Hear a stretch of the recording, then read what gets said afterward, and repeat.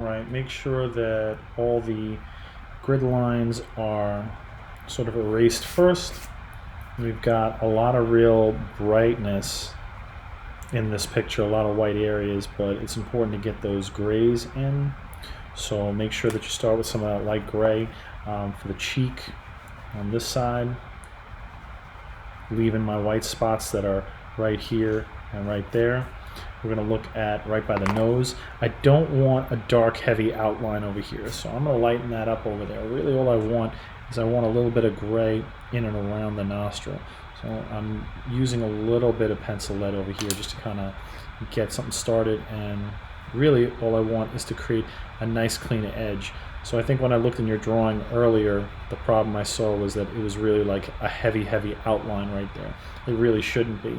If you need to kind of shape that up a little bit, shape it up with the eraser and add just a tiny bit more darkness in there, but it shouldn't be one dark bold line. It really takes, when you outline stuff, especially the facial features, it really takes away from the sort of realism that you're getting in the picture. You really want to kind of look to see where you can find little subtle changes, light and dark. The more of that little subtle change that you find that you could see in the picture that you can add really adds to making this thing look realistic. And there's a lot of light gray in your photo, so what I want you to do is use some of the value that you have on your blending stump to do those light grays, especially in and around the nostrils where there's a lot of white. But that white doesn't really stand out unless you have a little bit of gray in it. We've got a little bit of darkness, probably the darkest part of your picture outside of the hair and the eyeballs, right inside of the nostril. Don't go too crazy and make it too large.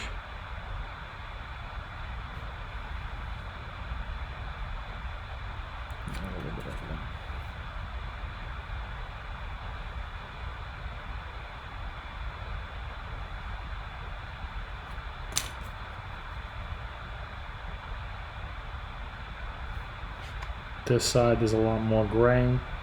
Fortunately, I have a lot on my blending stump. And again, how do you get those white reflections? We got to make things around the gray. And we're going to look at this side of the nose is definitely a little bit darker. Got parts of the nostril here that have on the top part just a little bit more value. Those little bits of darker gray, they're not outlines, but they do a lot to kind of describe the form of the nose. So they're really, really important to get in there. In and around this side, we want to kind of add a nice crisp edge without necessarily making it one dark, heavy outline. And you notice that I've put no outlines in this particular area whatsoever. So really it is just the implied line, the implied edge by having one dark value right up against another. It looks like a little bit of an outline, but it really is just the meeting of two values. And I can go ahead and probably darken this up just a little bit more.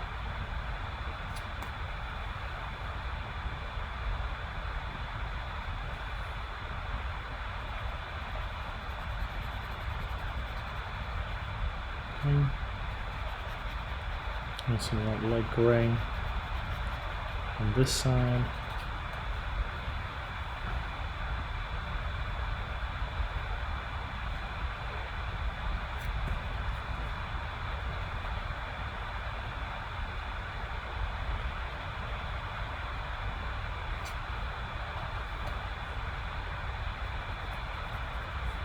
Same thing with the lips.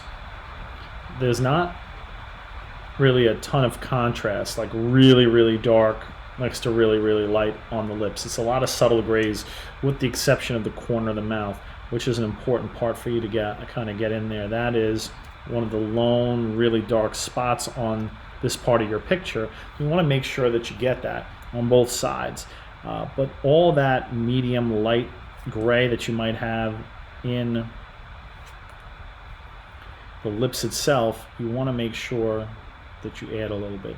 Now, once again, as usual, the upper lip, it's not like a rule, but the upper lip is generally a little bit darker than the lower lip. just because of light's usually coming from above us. So make sure you get that sort of light gray in there.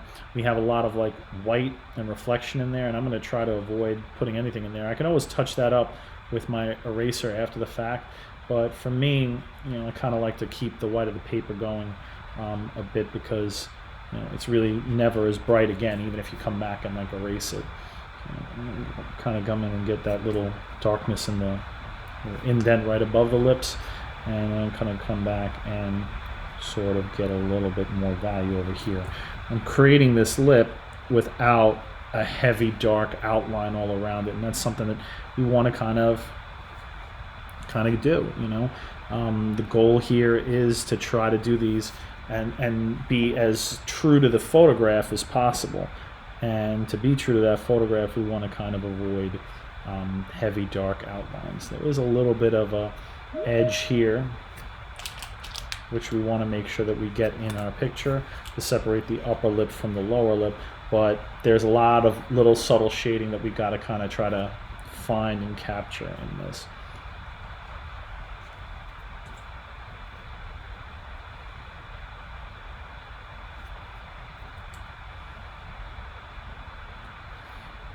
Lower lip is lighter. Let's just put just a little bit of pencil lead on the paper, just for the purposes of getting in there to being able to blend it.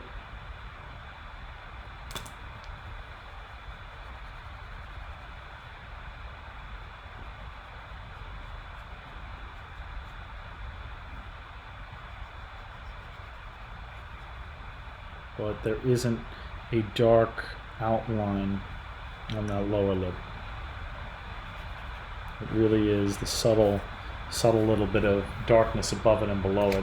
Now, again, there is a ton of little detail and stuff that I could sit here and pick at for hours, but you want to make sure that you're getting that basic, light, dark, subtle gray thing happening on in your picture. Otherwise, you're going to find that all you're doing is kind of just outlining the mouth. And I know the mouth and the nose are some of the more, I guess, intimidating parts of the picture to do, because they do require a lot of soft grays and little kind of blending.